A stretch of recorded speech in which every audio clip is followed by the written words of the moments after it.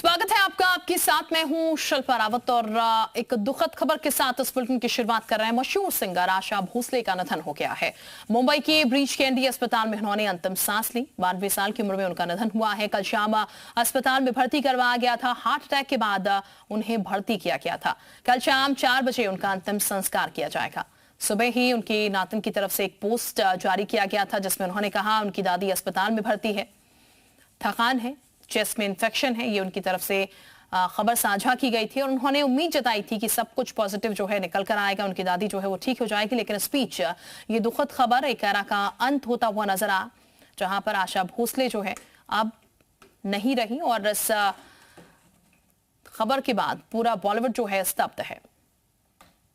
करते थे, जो उनसे भावनात्मक रिश्ता रखते थे, वो उनके अंतिम दर्शन कर सकें। और उसके बाद शाम को 4 बजे मोस्टली जो शिवाजी पार्क जो मैदान है जहां पर लता जी का भी अंतिम संस्कार किया गया था, आपको याद होगा, तो वहां पर उनका अंतिम संस्कार किया जाएगा। ऐसी जो शुरुआत तौर पे अभी फिलहाल खबर मिल रही है। तो कई ऐसे हिट सॉन्ग्स हैं जो कि गाए गए हैं और आशा भोसले की तरफ से जो कि अभी भी लोगों की जुबान पर बने रहते हैं। और अब आशा ताई, जिन्हें ताई कहकर बुलाया जाता था, अलविदा कहने का समय उन्हें हो चला है। कल 4 बजे उनका अंतिम संस्कार किया जाएगा। लेकिन इस खबर के बाद पूरा बॉलीवुड स्तब्ध है, क्योंकि एक ऐसा नाम, एक ऐसा चेहरा, एक ऐसी आवाज जा चुकी है जो कि अब फिर कभी सुनाई नहीं देगी। अब सिर्फ उनके गाने आप सुन पाएंगे, लेकिन हाँ, असल में उनको देखना नामुमकिन होगा, क्योंकि अब वो इस दुनिया में नहीं है। इस दुनिया को अलविदा कहे पर लोग चले गए हैं। तो फिलहाल ये बता दें आपको, ब्रीच कैंडी अस्पताल में उन्हें भर्ती करवाया गया था और अब उनके दर्शन के लिए तमाम जो लोग हैं वो जाहिर तौर पर पहुंचेंगे। उनके घर पर बॉलीवुड जो सितारे हैं वो पहुंचेंगे। रजा मुराद साहब इस वक्त हमारे साथ जुड़ चुके हैं। बहुत दुखद खबर रजा मुराद साहब ये सामने निकल के आई है। आशा ताई को लेकर एक युगकांत कह लीजिए आशा ताई के साथ यहाँ पर हो गया है।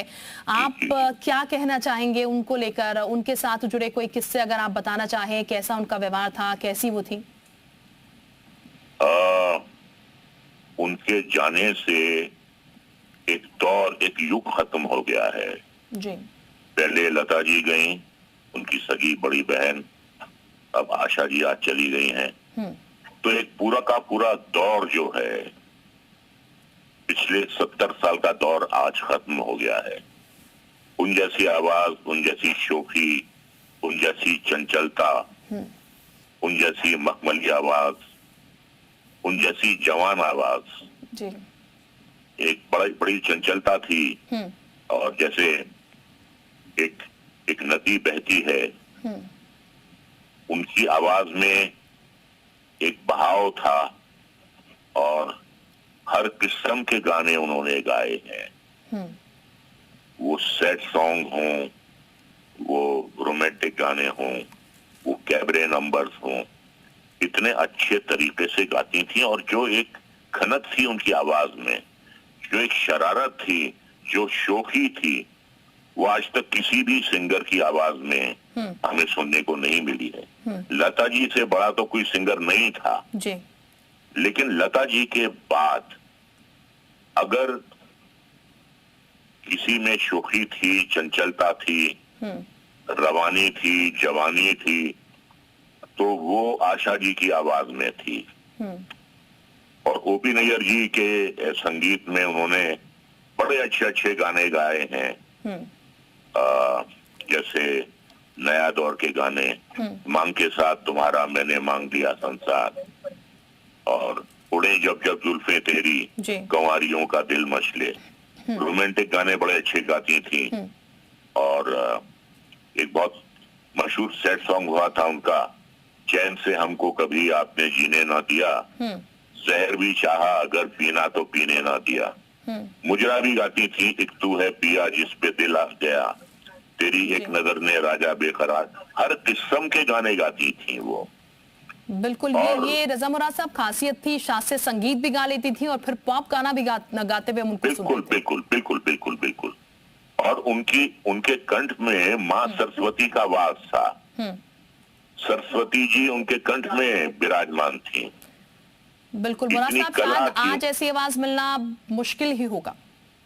मुश्किल ही नहीं, नामुमकिन होगा। बिल्कुल, बहुत बहुत शुक्रिया रजा मुराद साहब हमारे साथ जुड़ने के लिए। अभिनेता रजा मुराद साहब जो कि बता रहे थे किस तरीके से आशा भोसले हर गायकी में परफेक्ट थी और उनकी जो गायकी है वैसी गायकी आज मिलना मुमकिन ही नहीं बल्कि नामुमकिन है। ऐसी गायकी मिलना आसान नहीं है, शायद ही ऐसा कोई गायक मिले।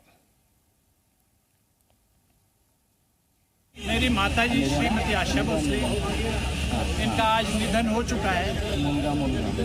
कल सुबह 11 बजे वो जहाँ रहती थी कासा ग्रैंड लोअर परेल, वहाँ पर जिनको अंतिम दर्शन लेने हैं वो आप वहाँ आइए। और 4 बजे कल दोपहर को शिवाजी पार्क में इनके अंतिम संस्कार होंगे। 4 बजे अंतिम संस्कार होगा उनके बेटे की तरफ से। अभी ये जानकारी दी गई है 4 बजे उनका अंतिम संस्कार किया जाएगा और जहां वो रहती थी वहीं पर उनके अंतिम दर्शन के लिए जो भी इच्छुक हैं वो जा सकते हैं। उनके चाहने वाले वहां पर उनके अंतिम दर्शन कर सकते हैं। तो आशा भोसले को तमाम इवेंट्स में आप देखते होंगे, तमाम कार्यक्रम में आप देखते होंगे और खासकर उनकी नातन के साथ वो अक्सर नजर आती थी क्योंकि अपनी नातन को काफी प्यार करती थी और यही प्यार उनकी नातन की तरफ से भी उनके लिए था क्योंकि सबसे पहले पोस्ट भी उनकी नातन की तरफ से भी सुबह देखने को मिला था जहां पर उन्होंने उम्मीद जताई थी कि सब कुछ पॉजिटिव रहेगा और बहुत जल्दी बेहतर होकर उनकी जो दादी माँ है वो स्वस्थ होकर बाहर निकलेगी। और ये दुखद समय है उनके परिवारजनों के लिए। मीडिया भी बस यही कामना कर रहा है उनके परिवार को दुख सहने की शक्ति दे। लेकिन आशा भोसले की अगर बात की जाए तो बॉलीवुड में उनके चाहने वाले इतने हैं। त्याप्रमाणे आज सर्व मेडिकल सगळ्या गोष्टी पूर्ण होऊन परिवार आणि पारिवारिक विधी या पद्धतीची कल्पना परिवाराची आहे। उद्याला सकाळी 11 वाजल्यापासून त्या लोअर परेलला ज्या ठिकाणी त्यांचं निवासस्थान आहे ते 11 ते 3 वाजेपर्यंत त्यांच्या अंतिम दर्शनासाठी आपण सगळे भेटणार आहोत। 4 वाजता शिवाजी पार्कमध्ये शिवाजी पार्कच्या स्मशानभूमी। तो फिलहाल उनके अंतिम संस्कार की जानकारी दी जा रही थी। उनके आवास पर ही उनका लास्ट जो लाइट्स होंगे वो होंगे और उसके बाद उनके दर्शन तमाम लोग वहां पर कर पाएंगे और उसके बाद उनका अंतिम संस्कार किया जाएगा 4 बजे तकरीबन। तो फिलहाल जो तमाम लोग हैं वो इस वक्त इस खबर के बाद स्तब्ध हैं और खासकर बॉलीवुड जगत जो है उनके बीच से एक सितारा जो है वो आज लुप्त हो गया है। एक सितारा जो कि सिर्फ आसमान में चमकता हुआ अब नजर आएगा क्योंकि आशा ताई को अब फिर दोबारा कोई अपने बीच फिजिकली ऐसे महसूस नहीं कर पाएगा। और ये खबर जब से आई तब से बॉलीवुड में एक अलग खालीपन जो है वो नजर आ रहा है क्योंकि उनकी आवाज की खनक, उनकी आवाज की वो रौनक जो है वो इस वक्त हर किसी के कान में गूंज रही है। उनके गाए हुए गाने जो हैं वो हर किसी के जहन में बसे हुए हैं और आज भी जब वो गाने बजते हैं तो वो खनक एक अलग हलचल पैदा करती है, एक अलग रौनक पैदा करती है। और इसीलिए आशा ताई का जाना हर किसी के लिए इस वक्त दुखद है, हर किसी को हैरान कर रहा है। 92 साल की उम्र में आशा ताई ने अंतिम सांस ली है।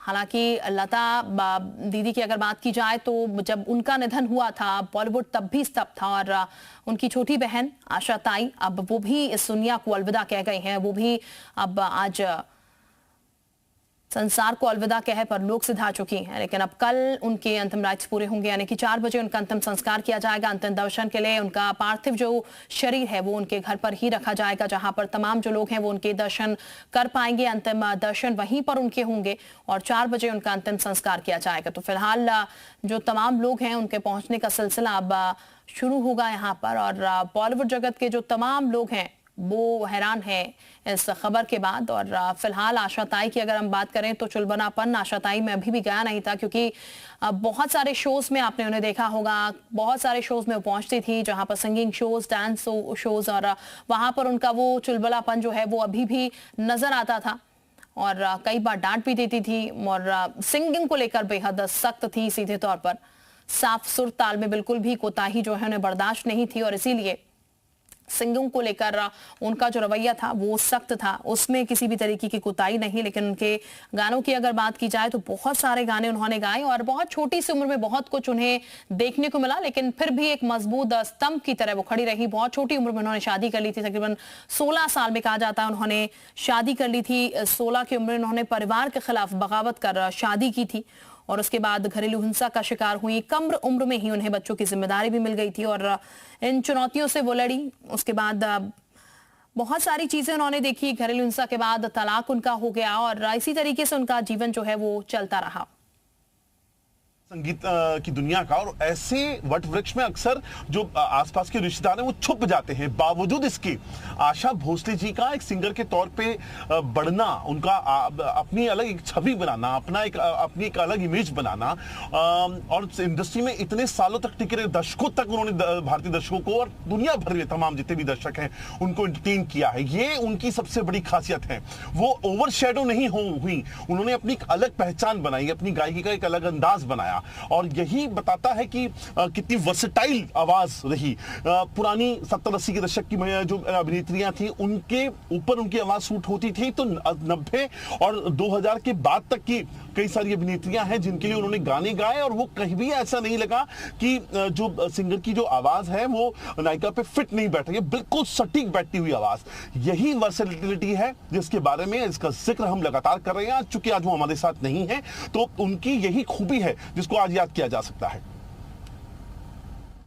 तो कई खूबियां हैं जो कि इस वक्त अब याद की जा रही है। हमारे सहयोगी भी जिक्र कर रहे थे किस तरीके से कभी ओवरशैडो वो नहीं हुई, अपनी एक अलग मुकाम, अलग पहचान जो है उन्होंने लता दीदी के साथ बनाई, क्योंकि उनके आगे कोई नहीं टिक सकता था, लेकिन उनकी बहन थी और अपनी गायकी का एक अलग मुकाम इस इंडस्ट्री में उन्होंने हासिल किया। उनकी गायकी को सराहा गया और फिर ऐसे सराहा गया कि लगातार वो एक के बाद एक कई हिट सॉन्ग जो हैं वो देती रही। लेकिन अपने वास्तविक जीवन की अगर बात की जाए, अपने जीवन की उनकी बात की जाए तो बहुत सारे दुख उन्होंने अपने जीवन में सहे, लेकिन उसके बावजूद वो अपने काम की तरफ निष्ठावान रही, लगातार अपने काम की तरफ बढ़ती रही और बहुत कम समय में, बहुत छोटी उम्र में उन्होंने बहुत कुछ देखा, लेकिन उसके बावजूद उनका काम लगातार निरंतर चलता रहा।